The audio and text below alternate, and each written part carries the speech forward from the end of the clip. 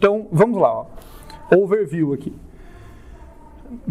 A gente vai começar a ver uma implementação de hash que usa tratamento de colisões com lista ligada. E temos essas funções, olha, para inicializar ali a nossa tabelinha, busca, inserção, remoção, delete aqui e liberar a tabela no final. As nossas chaves vão ser sempre strings, tá? Então o meu tipo definido aqui string é um apontador de char, né? Só isso.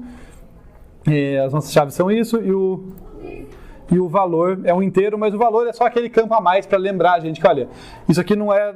Isso aqui é para guardar informações úteis, né? Mas como aqui a gente está focando na estrutura e não na informação que eu estou guardando, a gente raramente faz alguma coisa com ele. As funções estão compactadas, tá? Porque eu vou focar nas que mais nos interessam. Tipo, aqui é só um malloc com umas frescuras. O copy string é o que eu vou usar quando eu quiser copiar uma chave para criar um novo elemento, mas não tem necessidade de entrar em detalhes. Aqui sim, a estrutura do nó, né? Olha só, CELTS, né? A célula da nossa tabela de símbolos aqui.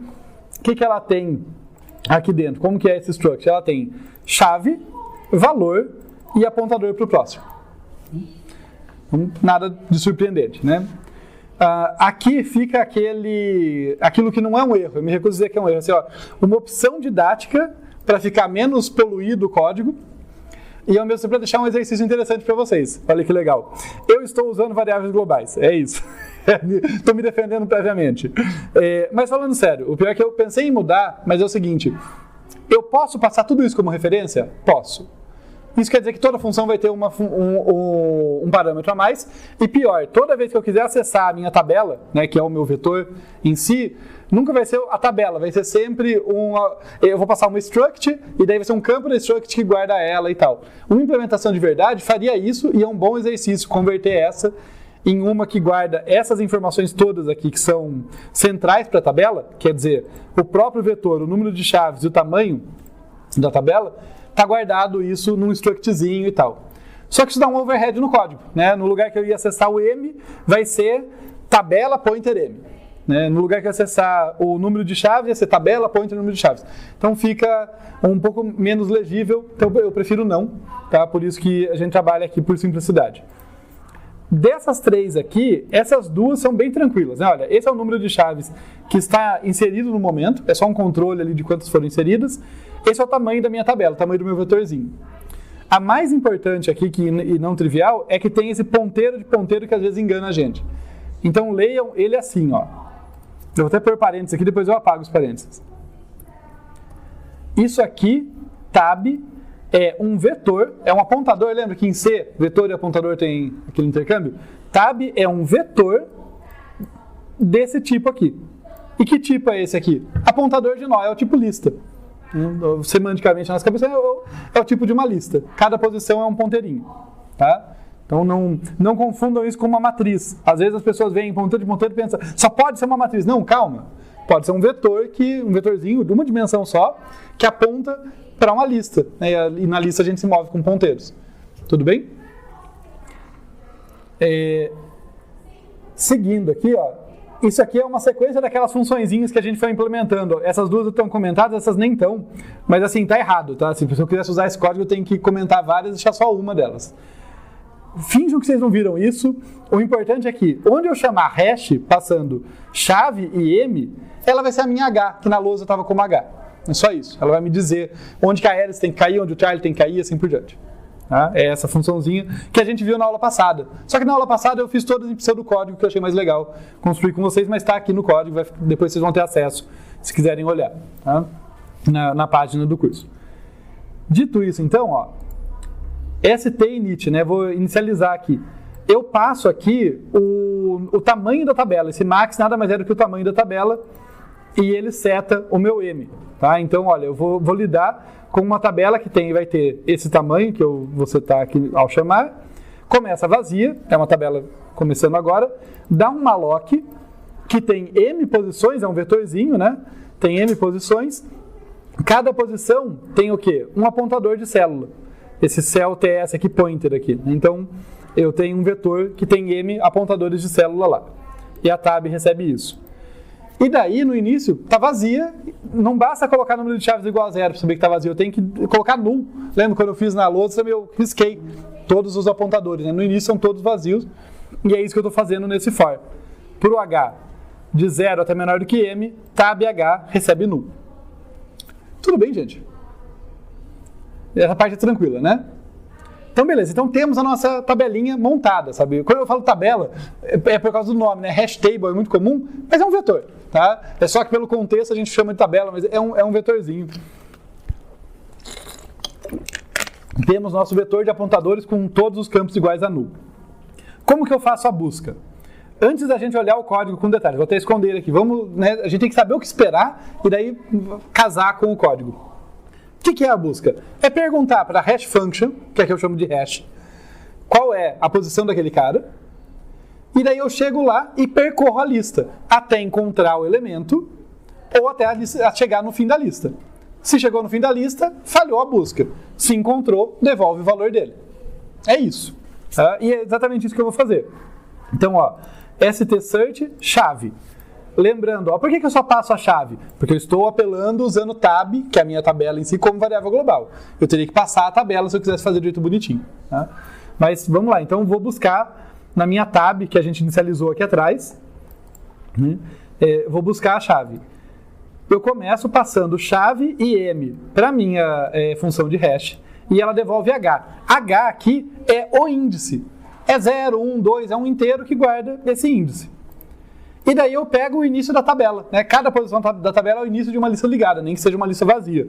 E é isso que eu faço aqui, olha. Tab h, eu atribuo para o p, que é um ponteiro de célula. Então o p agora tem a lista que me interessa. Do jeito que a gente trata colisões com lista ligada, se a chave hélice cai na posição 2, ela só pode estar na lista 2, ela não pode estar em mais nenhum lugar da tabela. Então acabou, a partir de agora só me interessa esse p que está apontando para a lista. O que eu estou fazendo aqui, nesse while, é exatamente percorrer a lista até encontrar ou chegar no final. Né? Então eu continuo enquanto o p for diferente de nulo e enquanto eu não encontrar. Só que como a chave é uma string, eu não vou ficar fazendo na mão aqui, testar caractere por caractere. Né? Eu estou usando a funçãozinha strcomp, que ela compara duas strings e ela devolve 0 se não tiver nenhuma diferença entre elas. Né? Então aqui é a chave que eu estou buscando e aqui é a chave do nó que eu estou apontando. Enquanto o P não apontar um cara nulo e a chave e a comparação não der 0, quer dizer, eu não achei, P recebe P pointer proxy, continua avançando. Quando eu saio desse while, eu tenho duas possibilidades. Lembra? Todo laço que eu tenho, por mais simples que seja, e esse é um laço simples, né? Mas por todo laço que eu tenho, quando eu saio dele, eu tenho que verificar o quê? Condição de parada, né? Qual que é a condição de saída? Aqui eu tenho duas. Ou eu saí porque a lista acabou, ou eu saí porque isso que deu certo. Para saber isso, é só testar se P é igual a nulo. Se P for igual a null, né? Se ele for igual a null, a minha busca falhou. Então, quando eu faço esse teste P diferente de null, eu estou perguntando, você encontrou, cara? Encontrei. Então, return P pointer valor. Devolve o valor daquele elemento que eu estava buscando. Se não, devolve 0. E aqui eu já vou colocar, até deixei como quiz nas notas de aula, colocar um disclaimer para um ponto fraco dessa implementação, que é tudo pensado para fins didáticos e para deixar bons exercícios para vocês, não é uma implementação porca sem motivo, tá? Que é o seguinte, o meu valor é um inteiro. Eu disse que o valor não podia ser 0? Eu nunca disse isso. Então é uma escolha, no mínimo, controversa devolver 0 como valor aqui quando eu não encontro, tá? É só uma escolha fraca, vamos dizer, tá? Fica claro isso? É só um extra, assim. Eu estou buscando, os meus elementos aqui, eles têm uma chave, que é uma string, e um valor, que é um inteiro. Quando eu encontro, eu devolvo o valor, que é esse cara aqui. Quando eu não encontro, eu tenho que devolver alguma coisa dizendo que eu não encontrei. E eu optei por devolver 0. Isso não é uma boa escolha, tá? E daí a gente pode tentar contornar isso de várias formas. Tá? No caso de eu só trabalhar com valores estritamente positivos, tudo bem, devolver 0. Ou se for devolver -1, se fosse negativo, coisa assim. Mas eu posso trabalhar com outras opções. Só para listar algumas, eu poderia, já que eu estou lidando com lista ligada, eu poderia devolver o ponteiro da célula, que eu encontrei? Devolver o P, né? E daí quando eu não encontro, eu devolvo o null, quando eu encontro, eu devolvo o P. A desvantagem disso é que eu estou contando para o usuário da minha hashtable informações sigilosas sobre como está implementado o negócio, né? Tipo, porque, assim, perceba, o valor é uma coisa inerente do elemento que ele está procurando. Um nó de tabela de... um nó de lista ligada é um detalhe da minha implementação. A princípio eu não queria contar isso para ele. Então uma outra alternativa que também tem um overhead, tudo tem um preço, né?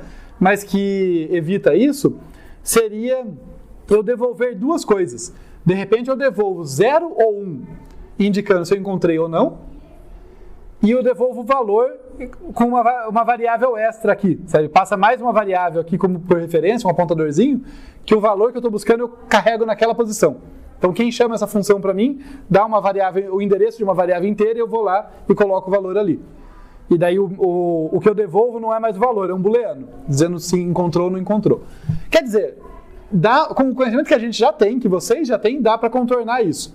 Mas percebem que tudo coloca algum detalhe a mais no código que eu queria deixar o código mais limpo. Então eu prefiro trazer a discussão e deixar para vocês ajustarem se precisarem, né? Ao invés de entregar o código mais robusto e tal, e desnecessariamente complexo às vezes. Tá? Busca compreendida? Essa discussão que eu fiz aqui compreendida também, tranquilo? Acho que tá... Eu estou olhando porque eu deixo uns quizzes aqui, alguns eu lembro, outros não, então vai que eu esqueci algum. Tá legal. Próxima funçãozinha é a stinsert, mas eu já vou fazer um disclaimer aqui, ó. Do jeito que está implementado, é uma inserção ou edição. Quer dizer, eu não estou trabalhando com réplica de chave aqui. Se eu tiver uma chave já inserida ali, com algum valor, e daí eu mando inserir um outro elemento que tem a mesma chave e outro valor, nesse caso eu substituo o valor dele. É o jeito que eu implementei. É o jeito certo? Não tem certo, depende da aplicação, né? Tem aplicação que eu posso querer vários elementos iguais, tem aplicação que não, que isso é conveniente, né? Já faz a edição. Mas só para a gente saber o que esperar desse código. Então, tá legal. Eu estou buscando uma certa chave e eu quero inserir um elemento com aquela chave e aquele valor, ou se ele já existe, substituir o valor dele. Como começa tudo na hashtable?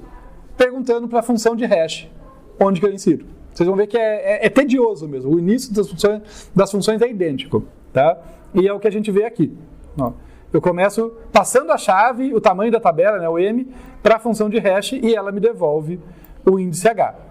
Como o nosso tratamento de colisões aqui continua sendo lista ligada, estamos no mesmo caso, eu pego o Pzinho, que é o tab H aqui, pego o início da lista e percorro até encontrar ou chegar no final.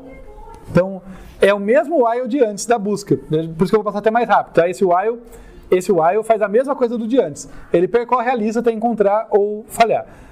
Se P é igual a nulo, quer dizer, chegou no fim da lista, significa que ele não encontrou. O cara não estava lá, então é um caso de inserção mesmo, não é um caso de edição.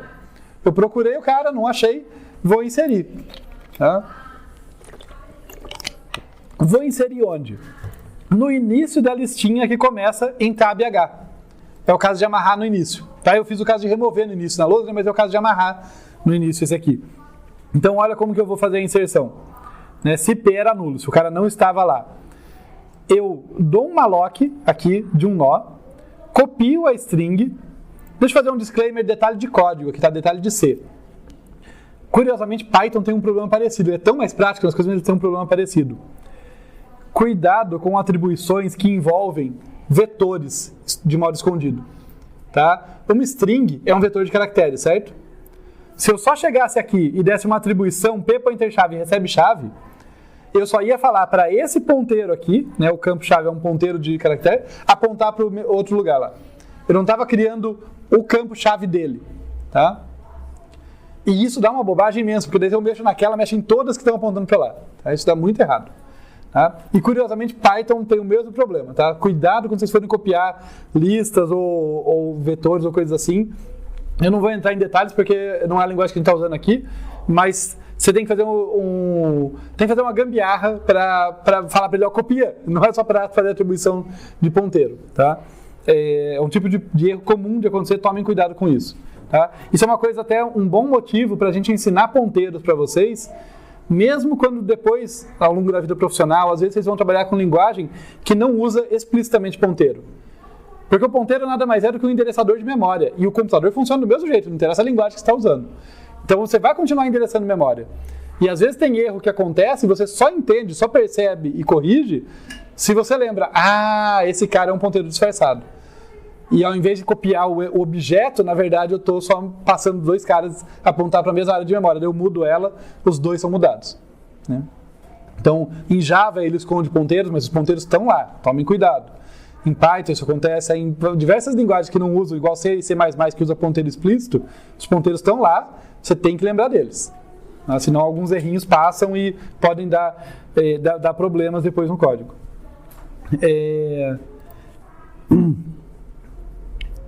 Ok, fiz o malloc, copiei a chave, incrementei o número de chaves, lá minha variável global que guarda o número de chaves. Como é uma inserção no início, o que eu vou fazer? O p-pointer-proxy, né, o proxy dessa nova célula que eu coloquei, vai apontar para o antigo início. Vai receber o valor de tab.h. De tab na posição H, perdão. E tab na posição H recebe P. Então esse cara que eu estou inserindo, eu estou colocando no início da lista. Né? E o que é esse cara aqui fora? O que é isso? Quando a primeira vez que eu vi esse código, eu falei, não, peraí, tá certo isso não? Tá. Mas deixa eu até contrair isso aqui para vocês enxergarem. Ó. O que acontece? Lembra? Quando eu saio desse while, ou eu encontrei ou eu não encontrei. Se P for nulo é que eu não encontrei, se P for diferente de null, é porque eu encontrei.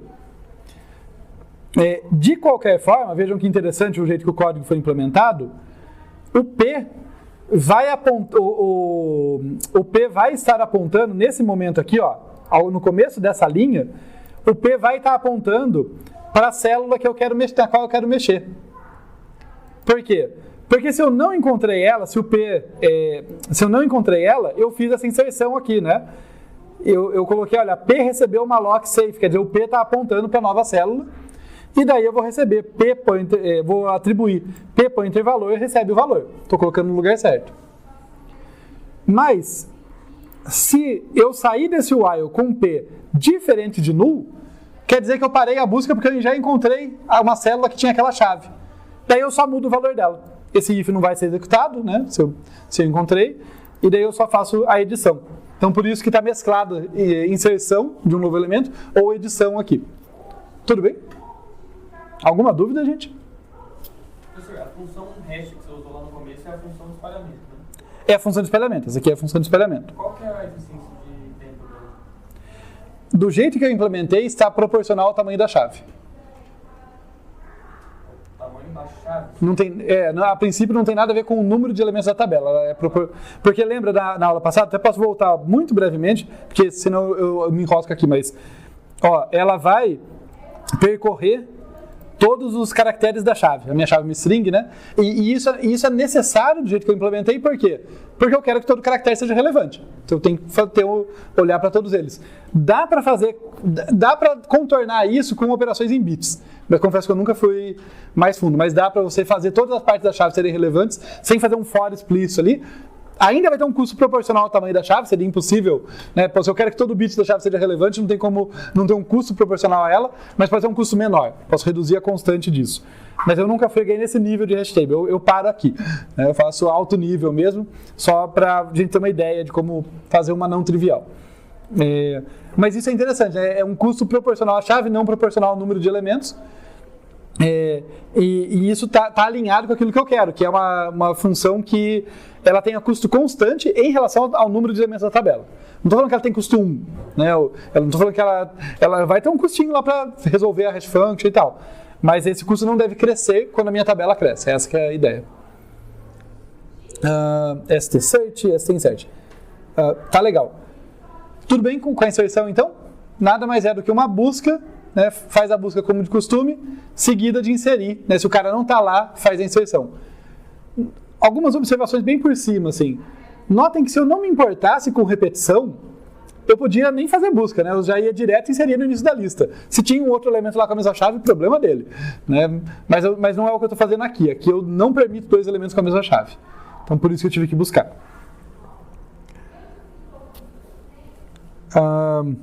Gente, fazer um disclaimer. Eu estou passando, eu sinto que um tanto rápido. Por quê? Porque a complexidade do código aqui está em lista ligada, que é uma coisa que já foi estudada, não é a primeira vez que vocês veem. E a gente tem o outro jeito de tratar colisões e outras coisas na aula. Mas por favor, levantem dúvidas, tá? Eu preciso da dúvida sobre demanda, porque justamente o padrão aqui é um pouquinho mais rápido por ser uma aplicação de lista ligada que a gente já conhece. Mas me chamem a atenção se alguma coisa não fizer sentido. Dúvida e tal, por favor.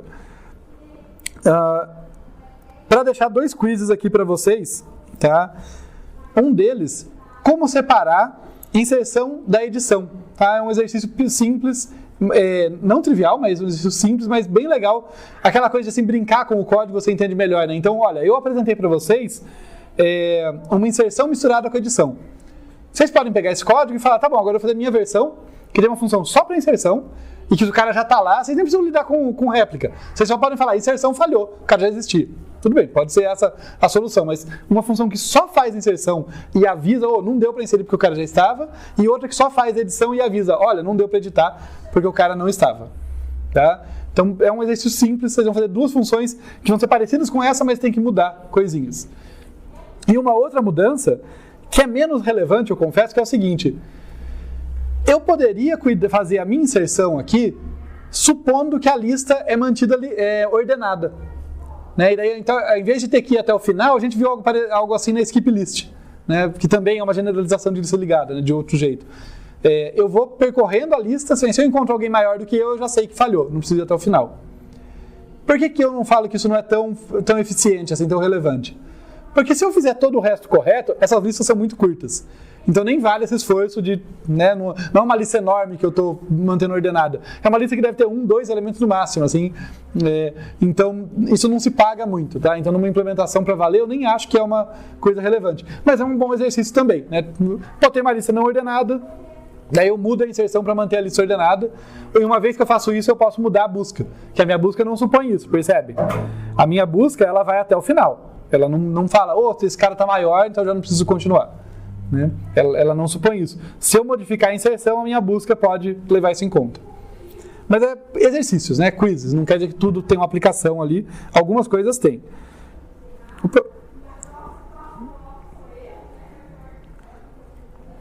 Tá legal? Estamos quase lá.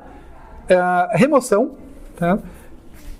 De novo, vou passar mais rápido ainda, me perdoem, mas...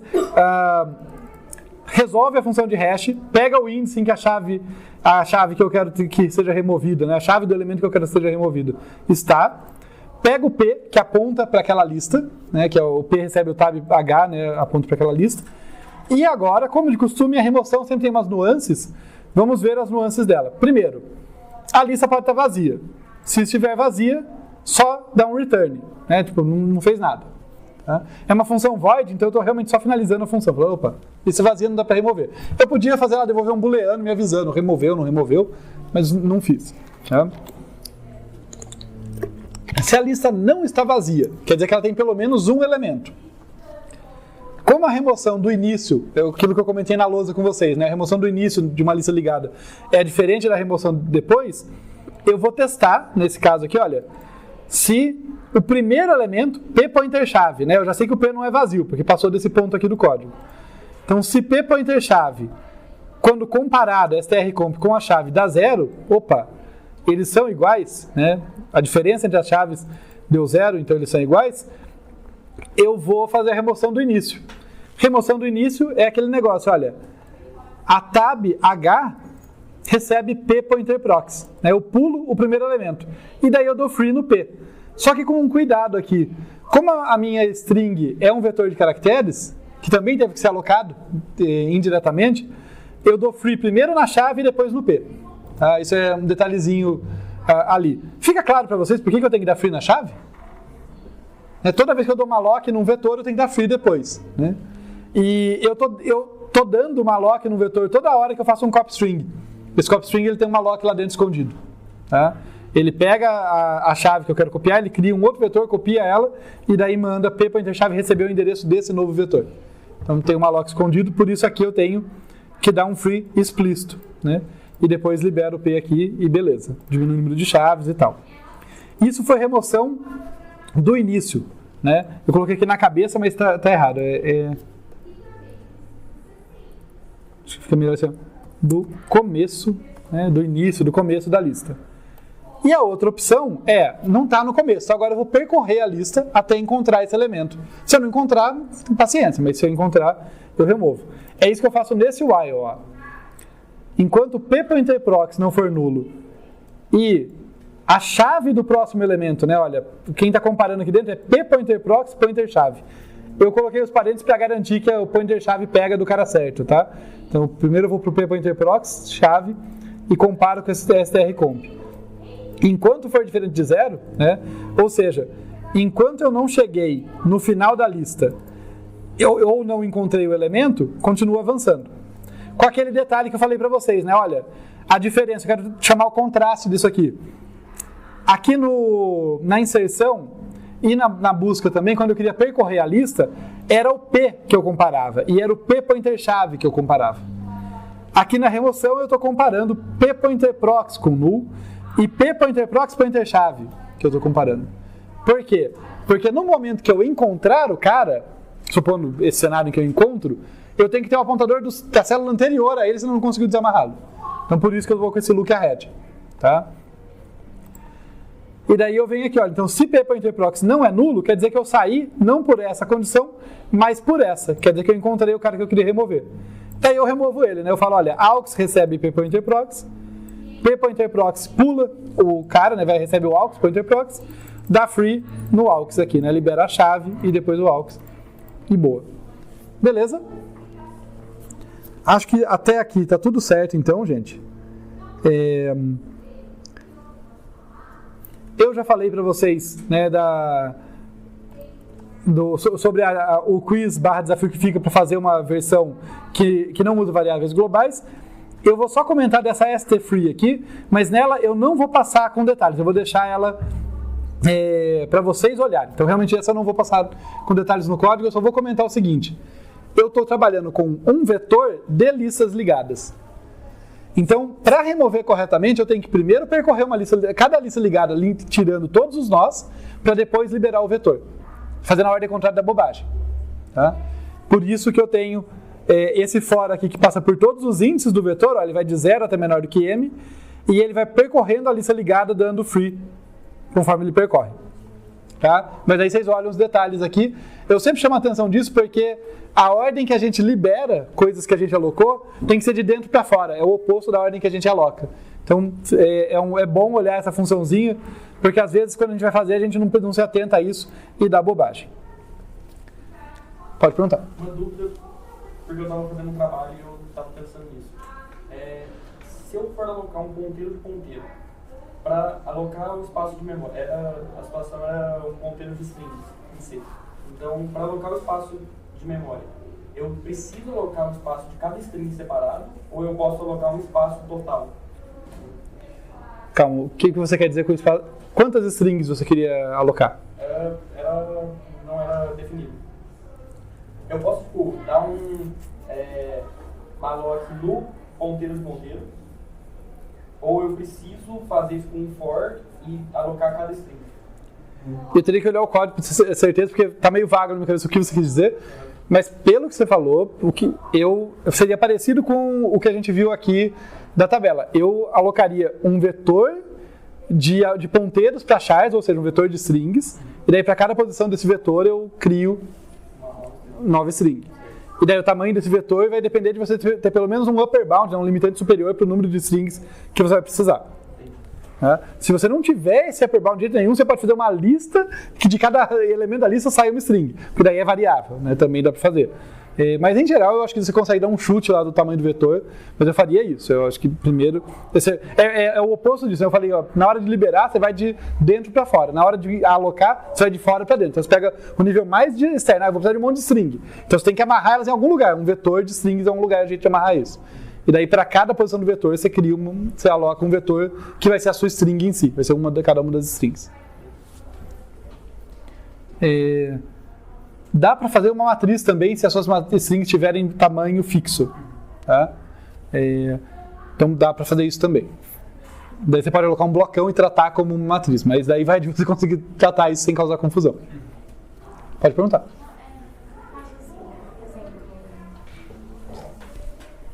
Pode falar. Eu tenho o P aqui, aí o pointer alguma coisa. Aí eu libero esse. Aí, tipo, sem querer, né? Eu liberei isso aqui primeiro, ficou isso aqui. Tem como eu corrigir depois? Ou é eterno?